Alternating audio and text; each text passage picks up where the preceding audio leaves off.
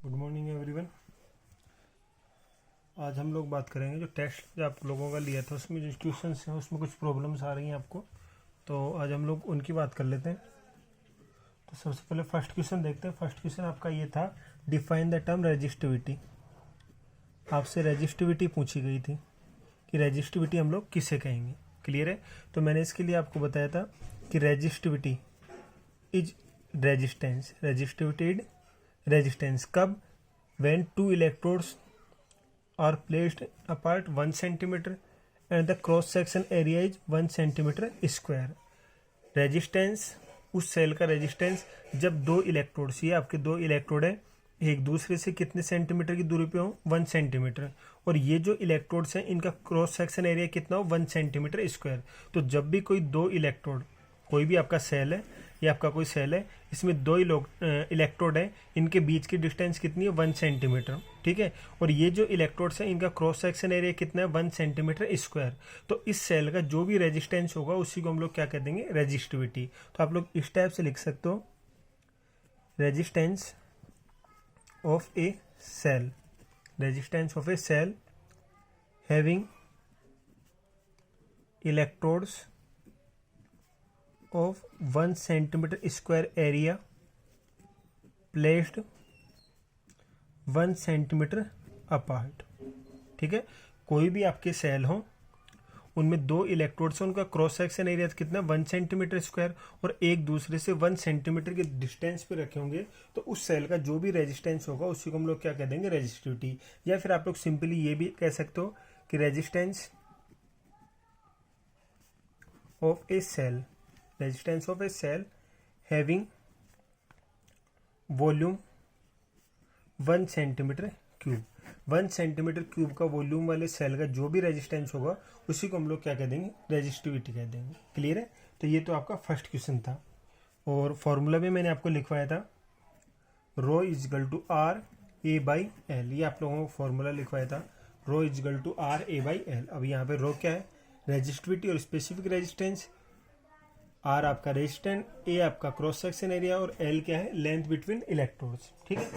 दूसरा क्वेश्चन देखते हैं, the conductivity of an aqueous solution of NaCl in a cell is 92 Simons पर centimetre. Resistance of the cell offered by 247.8 ohm. Calculate the cell constant. Clear है? Second जो आपका question है उसमें देखो, आपको कंडक्टिविटी दी गई है, कप्पा की वैल्यू दी गई है, और वो आपकी 92 साइमन पर सेंटीमीटर, और रेजिस्टेंस आपको दिया गया है सेकंड क्वेश्चन में 247.8 ओम, और आपसे सेल कांस्टेंट कहना मतलब जी स्टार आपसे पूछा गया। क्लियर है?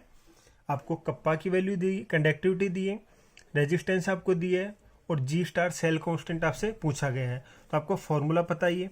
आपको फॉर्मूला क्या होता है? Kappa is equal to conductance into L by A, और एल बाई ए को हम लोग क्या बोलते थे? G star. L by A को क्या बोलते थे? G star.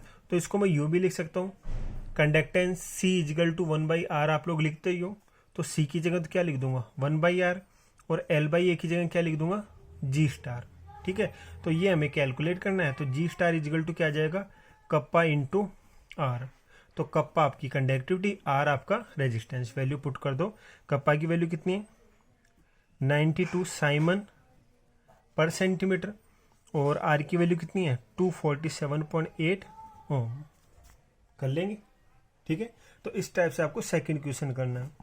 थर्ड क्वेश्चन देखते हैं इसके बाद, the conductivity of metal decrease while that of electrolyte increase with increase in temperature. तो आपसे ये कहा गया है कि मेटल्स की कंडक्टिविटी की बात की गई है, और दूसरी आपकी इलेक्ट्रोलाइट्स की। ठीक है? एक आपकी मेटल्स है, दूसरी आपकी क्या है? इलेक्ट्रोलाइट्स हैं। तो आपसे ये कहा गया है कि जब भी हम लोग टेम्परेचर को इंक्रीज करते हैं, जब भी हम लोग टेम्परेचर को इंक्रीज करेंगे, तो मेटल्स की जो कंडक्टिविटी होगी वो तो डिक्रीज होगी। मेटल्स की कंडक्टिविटी क्या होगी? डिक्रीज होगी। और इलेक्ट्रोलाइट्स की कंडक्टिविटी क्या होगी? इंक्रीज होगी। क्लियर है? तो थर्ड क्वेश्चन आपका ये है कि जब भी टेम्परेचर को हम लोग इंक्रीज करेंगे, टेम्परेचर को क्या करेंगे? इंक्रीज करेंगे, तो मेटल्स की कंडक्टिविटी क्या होगी? डिक्रीज होगी, इलेक्ट्रोलाइट्स की कंडक्टिविटी क्या होगी? इंक्रीज होगी। क्लियर है?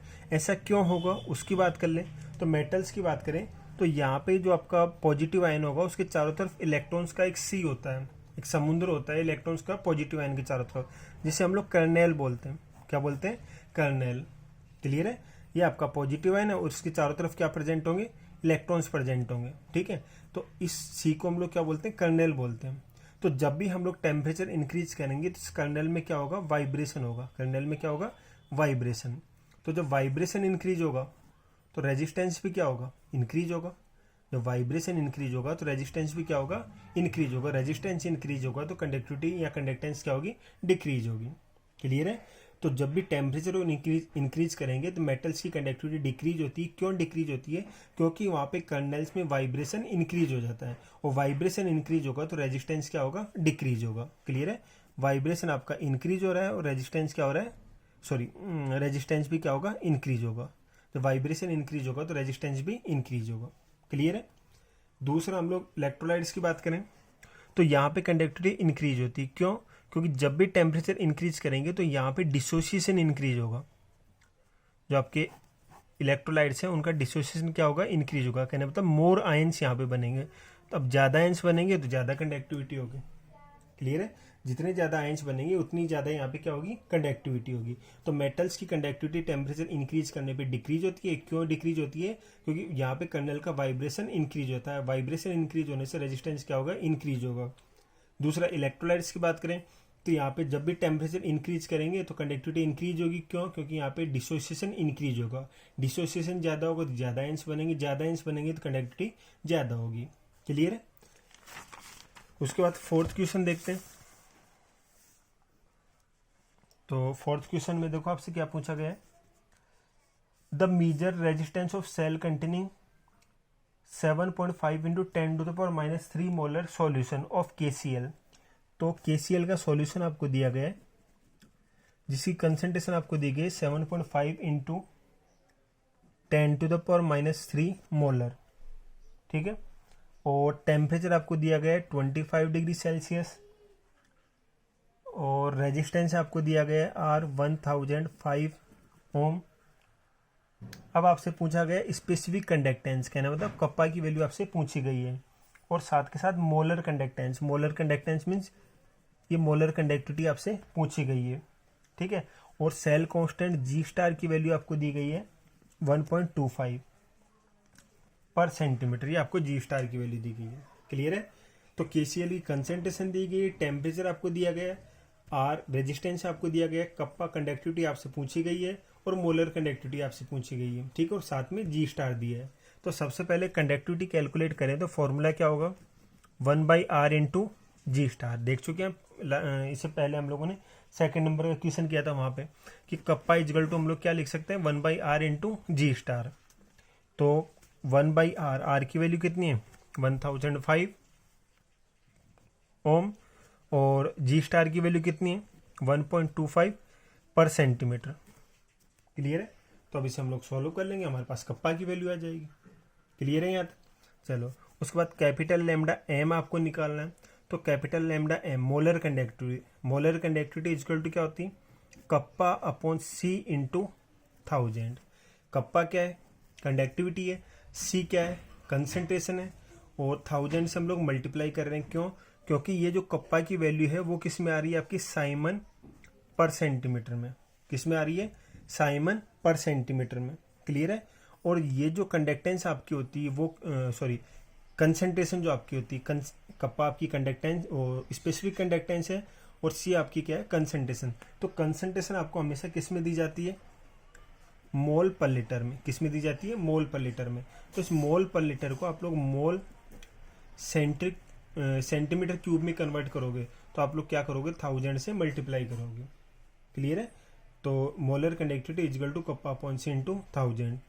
तो कप्पा की वैल्यू पुट कर देंगे, कितनी आ रही है? 1.25 डिवाइडेड 1005। ये सॉल्व कर लेंगे। कंसंट्रेशन आपको दी गई है 7.5 इंटू 10⁻³ और ये आपका 1000। तो यहाँ से हम लोग कैपिटल लैम्डा एम निकाल लेंगे। क्लियर है? चलो, उसके बाद नेक्स्ट क्वेश्चन देखो, क्वेश्चन नंबर 5। क्वेश्चन नंबर 5 में आपसे दिया गया है what is meant by Faraday constant. Faraday constant का क्या मीनिंग होगा वो आपसे पूछा गया है। Faraday constant. ठीक है, तो फैराडे कांस्टेंट आपको पता है एफ से रिप्रेजेंट करते हैं। किससे रिप्रेजेंट करते हैं? एफ से। फैराडे कांस्टेंट एफ से रिप्रेजेंट करते हैं और ये इक्वल होता है charge of 1 mole electron. Charge of 1 mole electron की इक्वल। 1 मोल इलेक्ट्रॉन्स का जो भी चार्ज होगा उसे हम लोग क्या कहेंगे? 1 फैराडे, और इसे कैपिटल एफ से हम लोग रिप्रेजेंट करते हैं।